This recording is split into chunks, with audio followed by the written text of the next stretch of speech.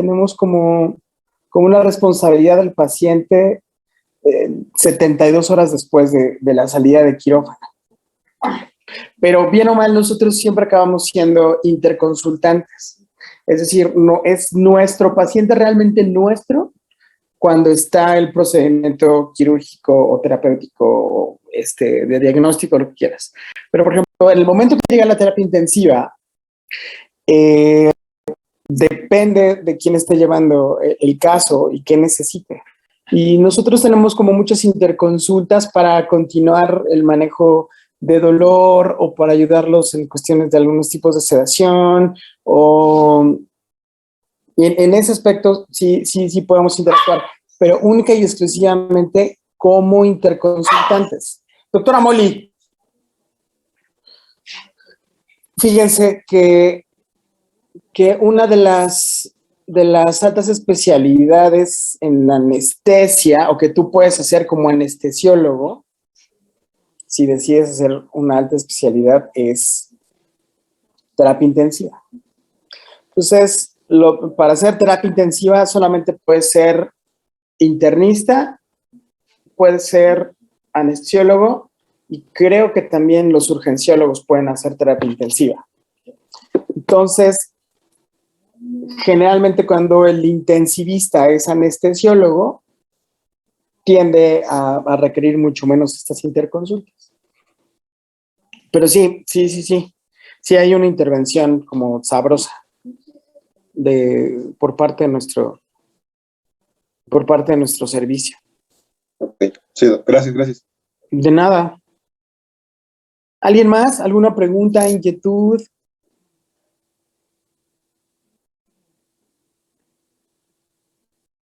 ¿No? ¿Ya empiezo?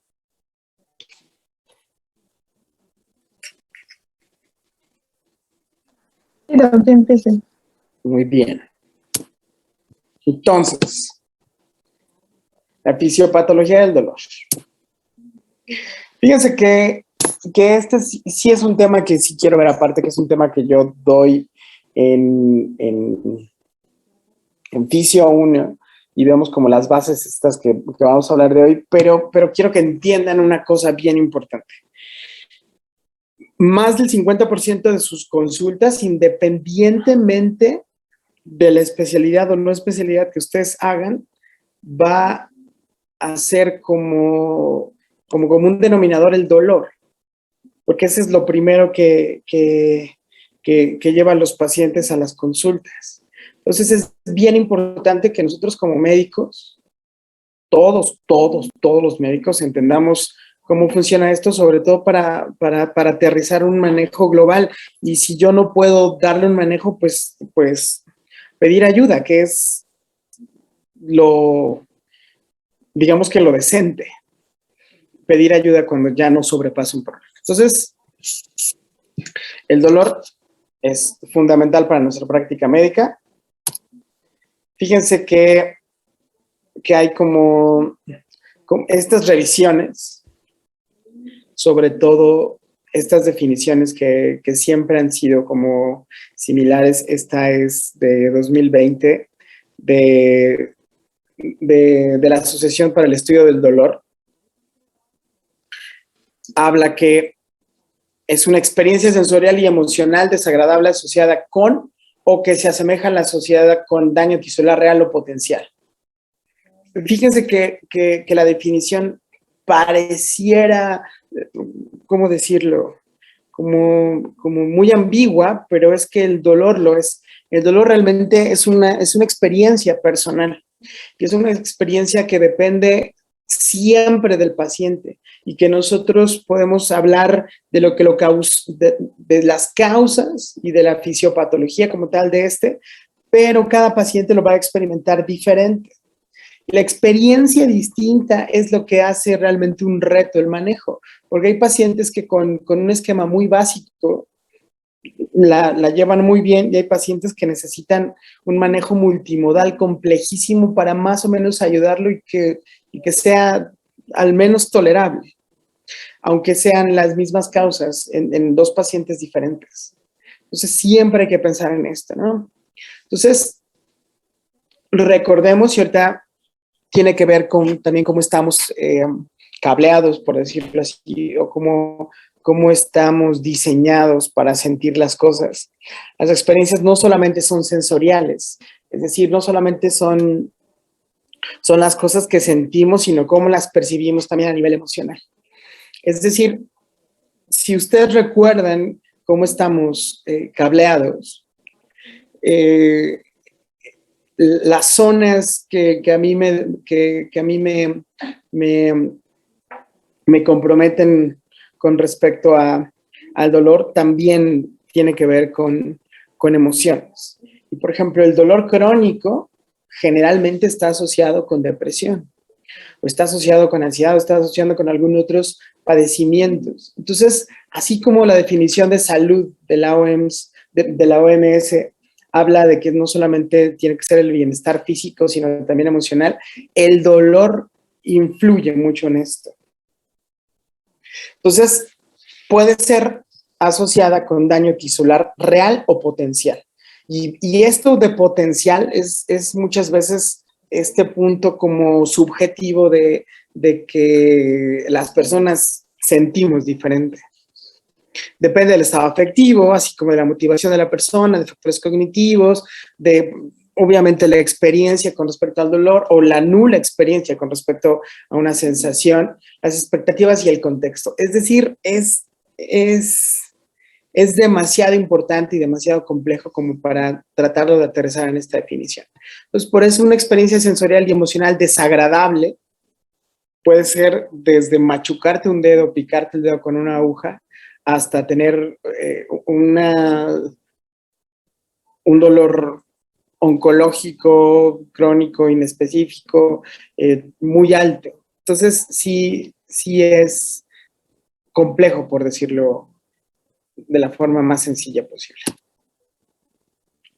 Entonces, ¿cuáles son las estructuras que están asociadas con la transmisión del dolor? Es decir, el dolor, voy a poner aquí mi cursor, el dolor realmente ocurre en cualquier zona, pero el que ocurre en alguna zona debe ser necesario su transmisión para poder tener una percepción tal cual del dolor.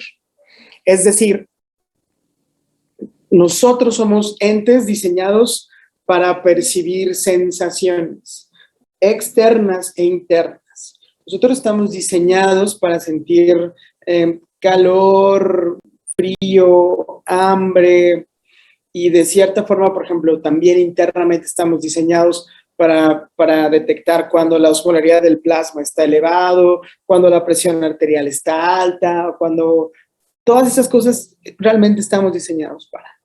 Y de hecho, hay en estas teorías de la percepción y de las sensaciones y de cómo las sensaciones se transducen en esta percepción de que tú puedes alucinar en una cámara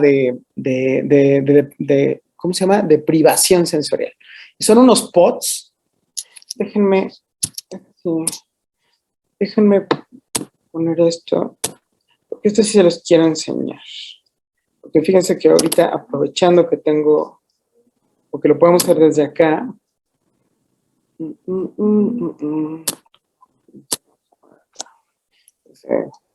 Cámara de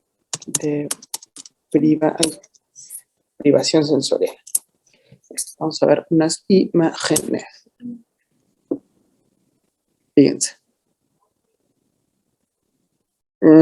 ¿Cuál será? Vamos a ver si hay alguna. Esta que es menos inespecífica. O sea, es una cámara diseñada para meter a un sonso y aislarlo totalmente de todas las sensaciones. Es decir, generalmente están en agua. Es un agua con temperatura tibia, donde tú estás flotando, donde no tienes acceso ni a luz ni a ruido. Entonces, ¿qué pasa con estas cámaras de deprivación sensorial? Lo que logras realmente es que el cerebro alucine. Entonces, las experiencias en las cámaras de deprivación sensorial tienen que ver con, ¿cómo decirlo?, con alucinaciones. ¿Por qué? Porque si el cerebro humano está diseñado para transducir señales, ¿qué pasa cuando no hay una señal específica? Pues el cerebro reacciona, y reacciona muchas veces con estos cambios que no son tan claros. Entonces, esto es súper importante. No, espérame, ¿dónde Quinito está en la otra presentación? Está en la otra presentación. Aquí lo está. Entonces, yo necesito, para armar todo este complejo de percepción que se da a nivel del sistema nervioso central, vías que me condicionen este viaje o esta información de que algo pasó.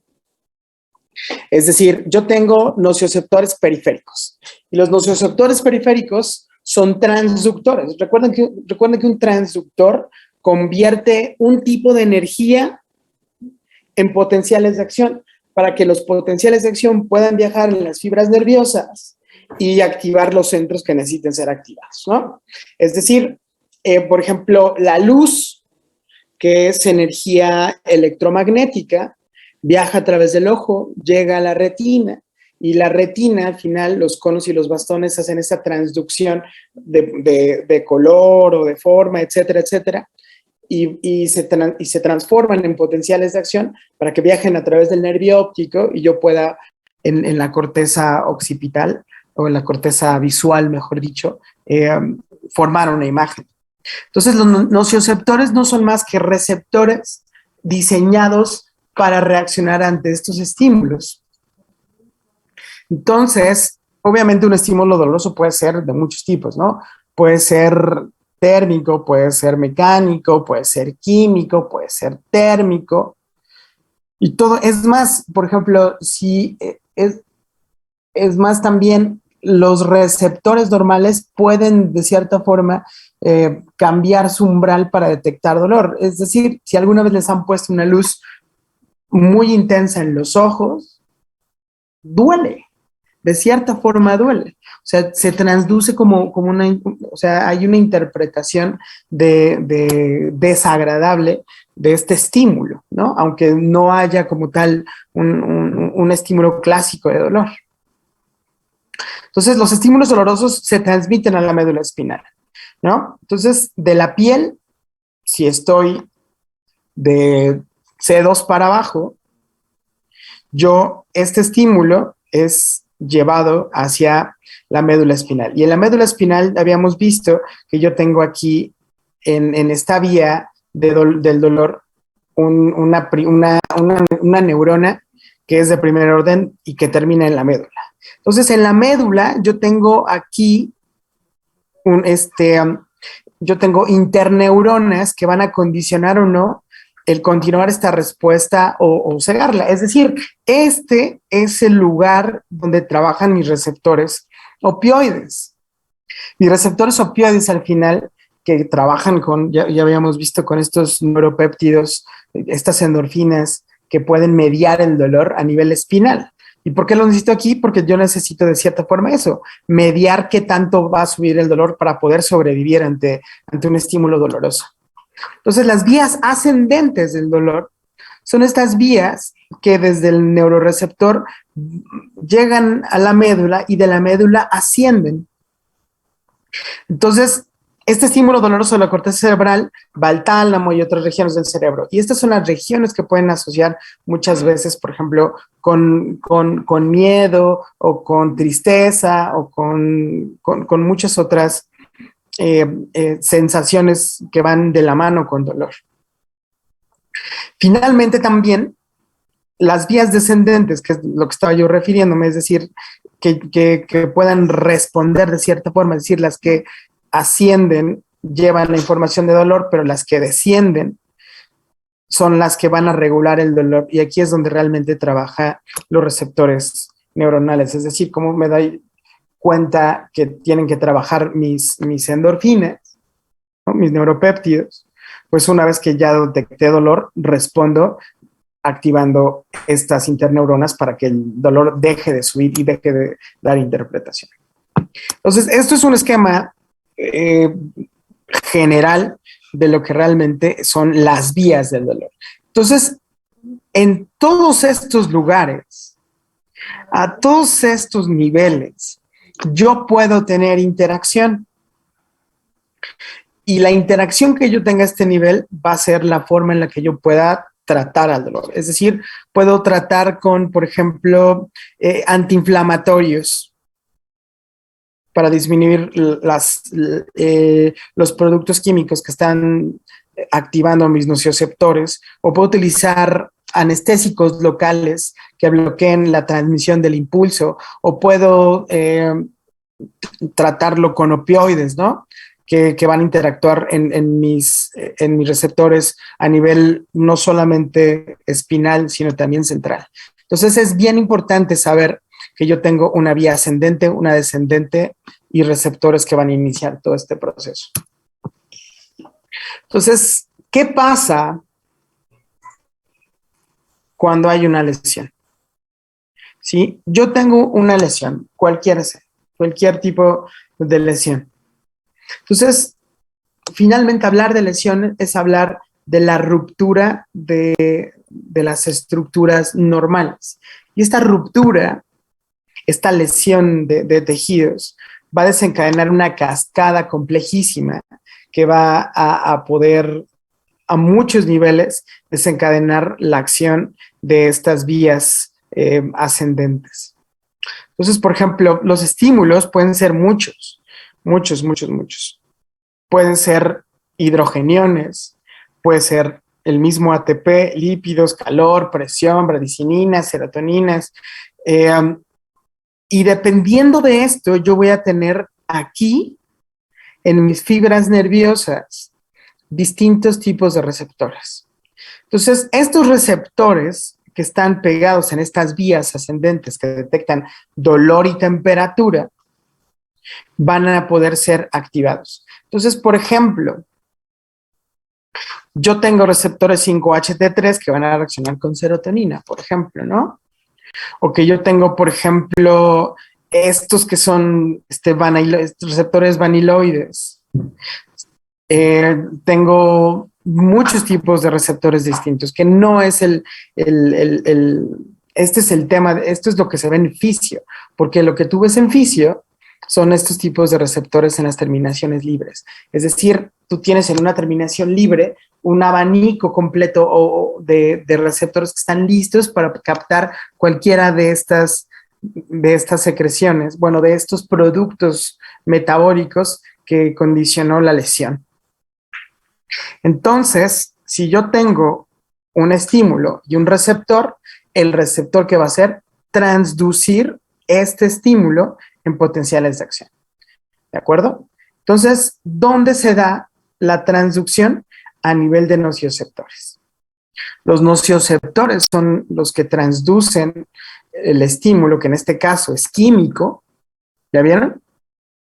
O puede ser térmico, o puede ser mecánico. Y estos, por ejemplo, para hablar sencillamente de estos receptores que, por ejemplo, si yo hago una presión de más o tengo una presión sostenida o prolongada o muy alta, van a dejar entrar sodio y producir el potencial de acción y activarlo, ¿no? Muchos otros son, no solamente son por segundos mensajeros para desencadenar esta respuesta, pero pongámoslo así, la lesión condiciona inflamación y todo lo que produce la inflamación va a desencadenar la activación de los receptores para ver una transducción. Ya se hizo la transducción. ¿Qué significó esto? Que los nocioceptores periféricos hicieron la transducción del estímulo en potencial de acción. Y en ese momento inicia la subida de la información. Es decir, va a ir desde el lugar específicamente hacia la médula, y en ese momento se acaba la neurona de primer orden. La de segundo orden llega directamente hasta el tálamo, y del tálamo a la corteza. Es decir, la de segundo orden sería la más larga, que va desde la médula hasta el tálamo y del tálamo a la corteza para realmente tener la percepción. Entonces, que una vez más, esta vía tiene receptores, una vía aferente con una neurona de primer orden que termina en la médula, o si estoy arriba de C2, que llega a los núcleos donde hacen, a los núcleos de los pares craneales que están llevando la información para, por ejemplo, el trigémino o el facial o algún otro par craneal sensitivo. Entonces, esto es lo de primer orden. La neurona de primer orden termina en la médula o en el ganglio del par craneal, si es en la cara o en el sistema nervioso central, y de ahí llega al tálamo. Y del tálamo se va a la corteza. Y la corteza es la que realmente me va a definir qué es lo que estoy sintiendo, ¿no? Es que me ardió. Fue presión. Es que es un dolor, por ejemplo, sordo, urente, ardió. Es decir, lo que yo sentí es gracias a que se hizo toda esta vía. ¿De acuerdo?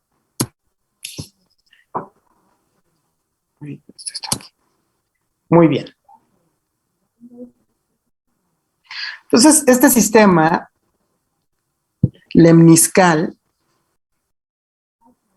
y el sistema de la vía espinoreticular o espinotalámica son las dos vías principales para sentir, por decir algo. La diferencia con el sistema del lemnisco medial es que, por ejemplo, yo tengo fricción, toque ligero, permítanme un segundo, por favor.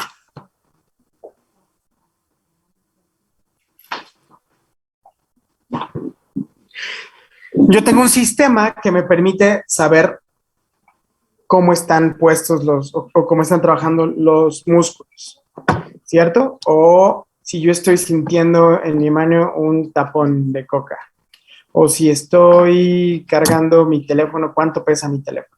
Bueno, esa información no utiliza la misma vía que el dolor, sino esta es la vía del lemnisco medial. Es decir, estos propioceptores o receptores de presión, de tacto fino, van a tener una vía ascendente con una neurona de primer orden muchísimo más larga. Es decir, la vía del lemnisco medial, que sirve solamente para detectar presión y tacto fino, entre algunas otras, lo que van a hacer es esto, es detectarlo, y la neurona de primer orden llega a la médula, sigue subiendo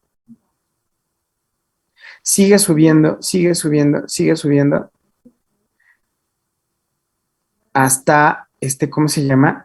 Hasta el bulbo. Y en el bulbo decusa, ¿ya vieron? En el bulbo decusa, y la de segundo orden se vuelve una neurona muy chiquita para que en el tálamo lateral pueda ascender en el tercer orden. Es decir, ¿cuál es la diferencia entre la vía lemniscal y la vía espinoreticular? Que esta tiene una neurona de primer orden larguísima, es decir, esta va a decusar hasta el bulbo, pero la del dolor va a decusar en la médula. Es decir, las vías espinotalámica, espinotalámica y espinoreticular va a hacer una decusación aquí en la médula, pero la otra va a subir hasta el bulbo. Entonces, fíjense qué sucede aquí. ¿Cuál sería realmente la neurona más larga? Pues en este caso, en el sistema lemniscal, es la de primer orden, y en este caso sería la de segundo orden.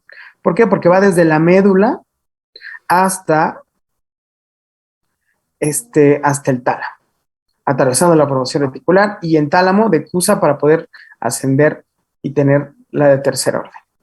Entonces, los cambios en estos dos, una vez más, es por cómo responde el sistema nervioso central con relación al dolor. ¿Por qué? Porque yo aquí entre la neurona de primer y segundo orden, yo puedo tener interacción para atenuar el dolor. Entonces, todo esto, eh, yo tengo una interacción directa. Por ejemplo, aquí no estoy tan de acuerdo con ¿cómo se llama? Con esta información del músculo, si no tendría que ir de este lado. No sé qué opine Mike, que es instructor también de fisio.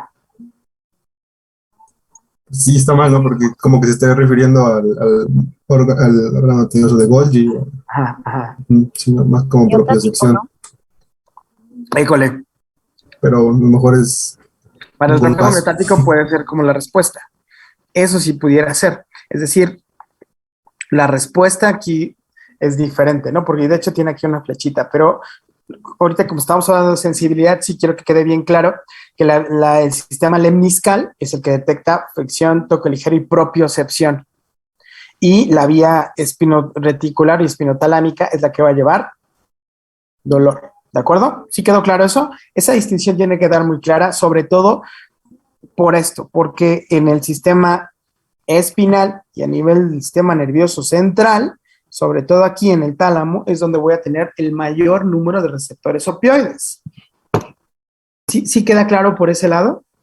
Sí,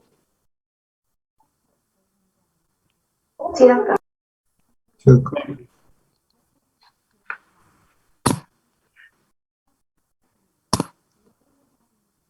Entonces, ¿qué pasa con la respuesta? Fíjense que la respuesta es fundamental. Y estos son todos los núcleos que yo voy a atravesar para poder llevar la información de ida, pero también, si se dan cuenta, de vuelta.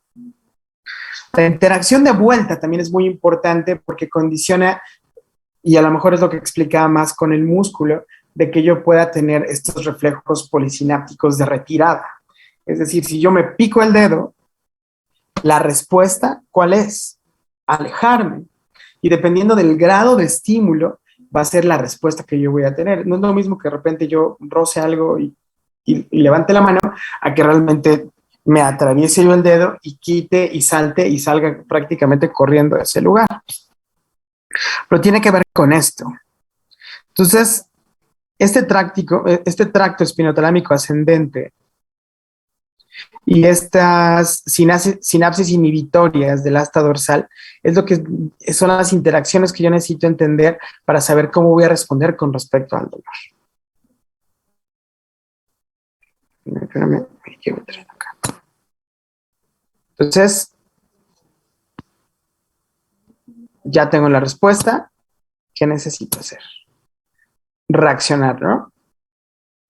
Entonces, la reacción va a ir descendiendo. Y el descender realmente puede ir desde la sustancia periacueductal al locus cerulus y de ahí más para abajo, ¿no? Al núcleo de Rafe, ¿hasta dónde? Hasta esto. Este es el 5 que me interesa muchísimo que ustedes entiendan. Que la respuesta que yo puedo mediar para, por ejemplo, huir, tiene que ver con mis interneuronas que van a mediar qué tanto voy a recibir o no estímulos nocioceptivos. Eso es lo importante. Obviamente también a este nivel, ¿no? Y a este nivel voy a tener la repartición real de mis receptores opioides. Pero recuerden este punto y por qué también se mete del otro lado de la médula. Porque yo tengo una respuesta bilateral, es decir, dependiendo del grado de estímulo, yo voy a tener eso. Una vez más, si yo me pico solamente o hay algo incómodo, a lo mejor solamente retiro el dedo. Pero si era algo realmente que es muy complejo o que ya me quemé o que ya me aplastaron el pie o que yo realmente me retiro, corro y la interacción del reflejo polisináptico es muy, muy grande. Y pues yo puedo actuar muchos niveles arriba y por debajo del nivel donde se está dando la lesión para poder reaccionar ante ese estímulo nocivo. Entonces, ¿cuántos tipos de dolor va a haber? Y esto es algo que también debe quedar muy claro el día de hoy, porque de esto depende el manejo. Y el manejo va a ayudarnos digamos, la clasificación es la que nos ayuda al manejo. Entonces, lo más sencillo, ¿cuál es? Clasificarlo dependiendo de su duración. Si yo tengo un dolor agudo, generalmente, bueno, no, debe ser un dolor menor de 3 meses, con un escaso componente psicológico. ¿Cómo qué? Como que me fracturé un pie, ¿cierto? Inflamación, inestabilidad, lo que quiera. En el momento que ese pie sana, el dolor disminuye o desaparece. Por eso tiene un escaso componente psicológico, ¿no? A lo mejor tuve un desgarro muscular, o tuve un golpe contuso que solamente hizo mucha inflamación en el lugar. Bueno, en menos de 3 meses esa inflamación disminuye, los tejidos sanan y al sanar los tejidos, ¿qué va a pasar con el dolor? Pues va a desaparecer. Por eso no hay un componente psicológico marcado. Pero ¿qué pasa cuando la lesión es muy compleja? Cuando la lesión es muy grande, cuando realmente no solamente se fracturó el pie, ¿no? Sino a lo mejor se fracturó el pie y a lo mejor se quemó con quemaduras muy graves y hubo una lesión también a todos los nervios de la zona y a los músculos y va a condicionar que después de 3 meses el dolor siga ahí. Y esta duración mayor a 3 meses, siempre, siempre, siempre, y escuchen lo que les digo, de menor o de mayor forma, pero siempre va a tener un componente psicoafectivo.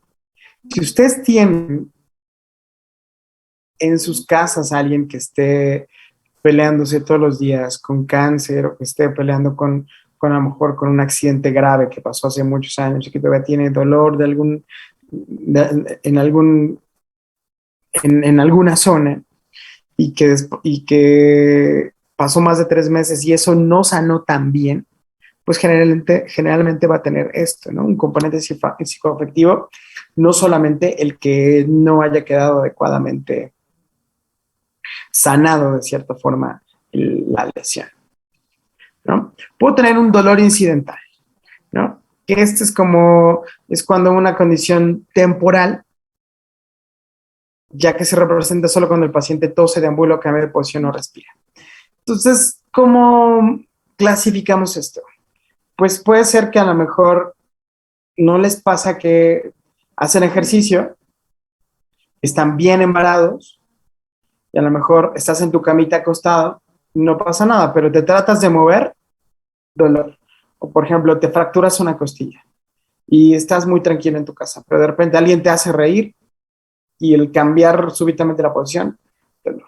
¿No? Pero obviamente tú este dolor incidental, tú ya lo puedes acomodar aquí arriba. Es decir, tú puedes decir, es un dolor agudo, sí, que tiene incidentalmente una agudización cuando el paciente X. Y eso tú lo describes en tu nota.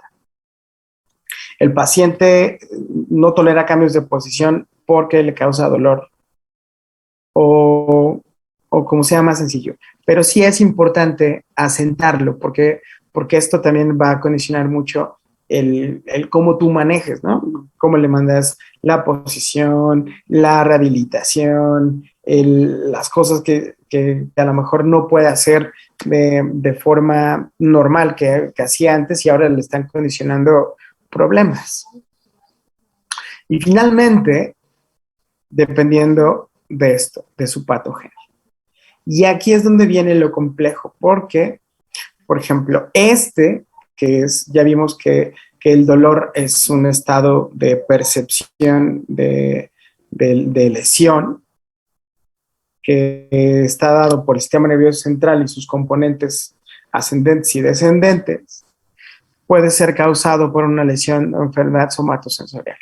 Se produce por estímulo directo del sistema nervioso central, espinal, una lesión de vías nerviosas periféricas.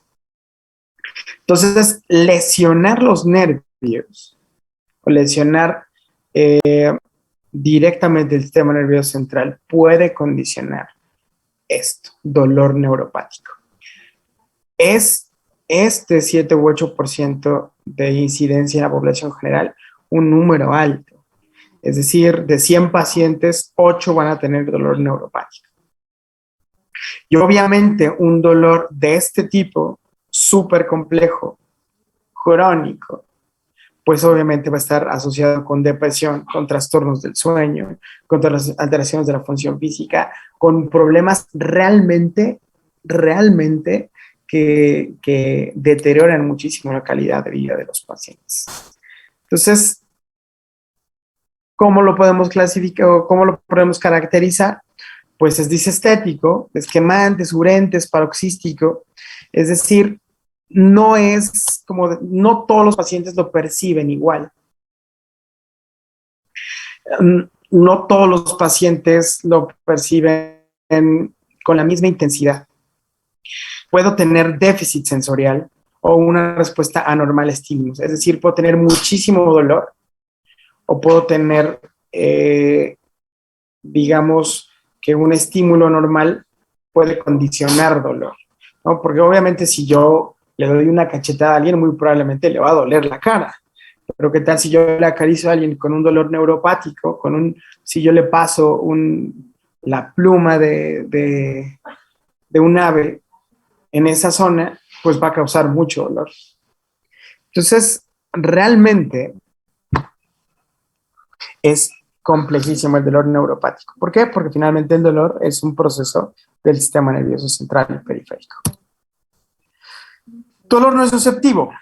Y el dolor nociceptivo es otro concepto bien importante porque lo puedo dividir en somático y en visceral. Y esto me va a explicar muchas cosas. Por ejemplo, somático. ¿Qué significa dolor somático? Que se produce por excitación anormal de nocioceptores somáticos superficiales o profundos. Es un dolor localizado, punzante, agudo. Se puede irradiar y puede seguir varios trayectos nerviosos. Entonces, digamos que todo el sistema somatomotor es el que percibe el dolor somático. Es decir, si tú tienes una contractura muscular en el cuádriceps de tu pierna derecha, porque hiciste mal ejercicio, pues entonces, ¿qué tipo de dolor tienes? Pues tienes un dolor somático. Si tienes, por ejemplo, una quemadura de 2º grado, pues entonces tienes esa quemadura, ¿qué tipo de dolor es? Pues un dolor somático, ¿no? Etcétera, etcétera.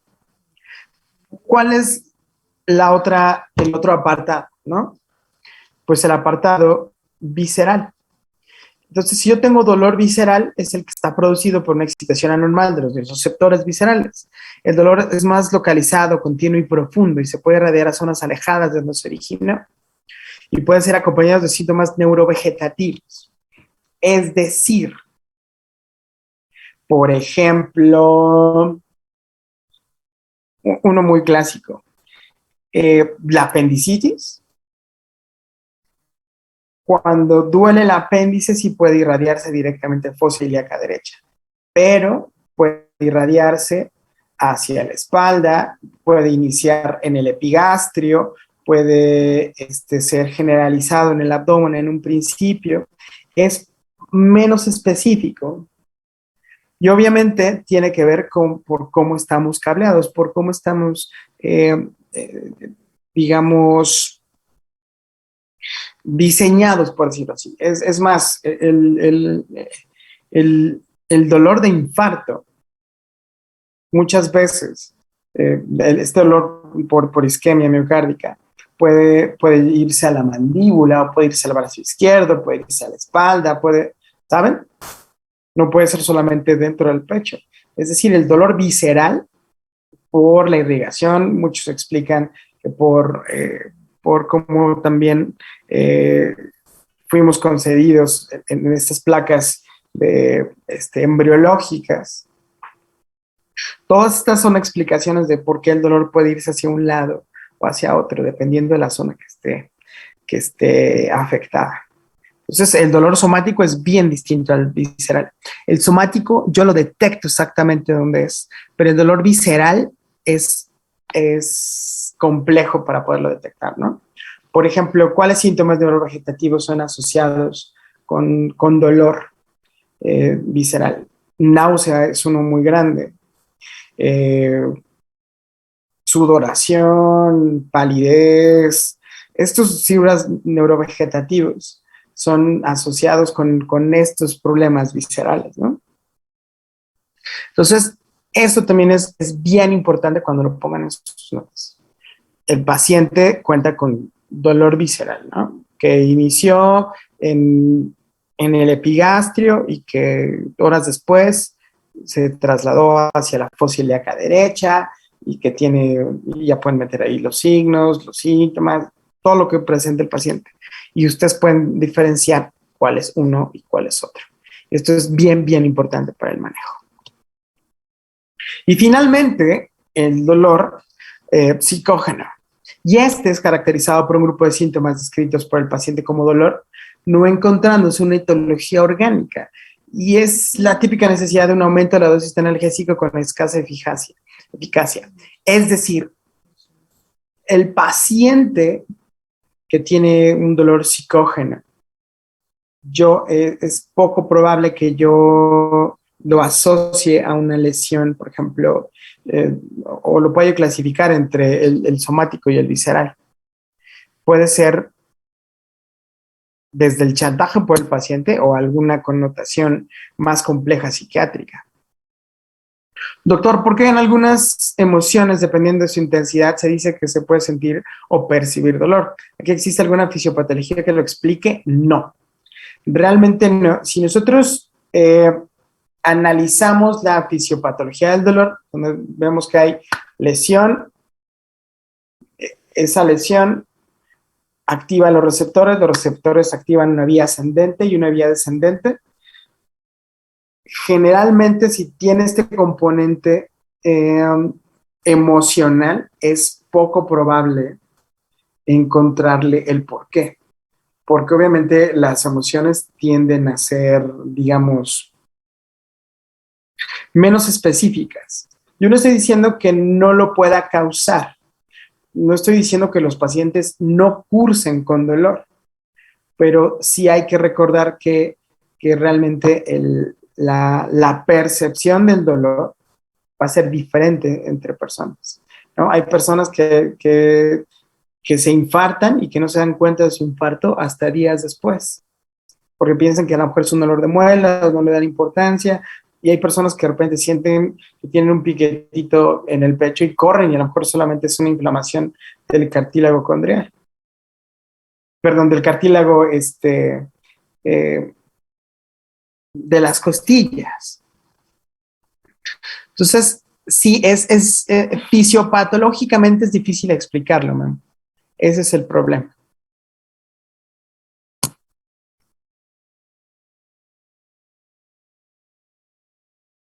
But did you die?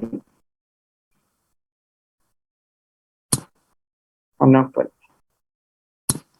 ¿no puedo cerrar esto? No puedo cerrar esto, no.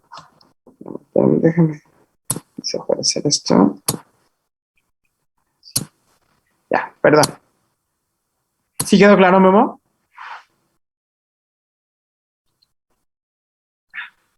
¿Sí se entendió mejor?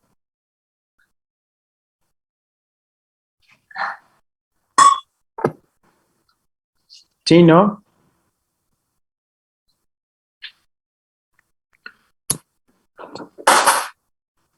Sí, es realmente complejo. Por eso el dolor psicógeno no es, por ejemplo, no es lo mismo que una persona que a lo mejor no tiene. ¿En quién sospecharía que ese dolor realmente no es dolor? Por ejemplo, a lo mejor en una persona que tiene historia de adicción o que tiene un uso prolongado de opioides o que, ¿sabes? que a lo mejor quiere más dosis o que quiere otra cosa, o que tú como médico no puedes explicar esa fisiopatología. Entonces, ese dolor psicógeno puede o no estar asociado. Y sí es complicadísimo hacer esa distinción.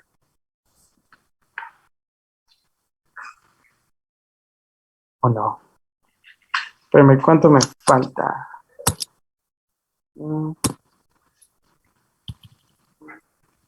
Yo creo que seguimos el día de mañana, porque si no, seguimos hablando de dolor y clasificación, ¿de acuerdo? Entonces, seguimos el día de mañana, ¿de acuerdo? Sí, doc, gracias. Sí, doctor. Gracias. ¿No? Gracias. Nos vemos mañana a las Gracias, 8. doctor. Sí. Cuídense harto. Bonita noche, doctor. Igualmente a ustedes. Nos Cuídense vemos mucho. mañana, doc. Gracias. Nos vemos mañana.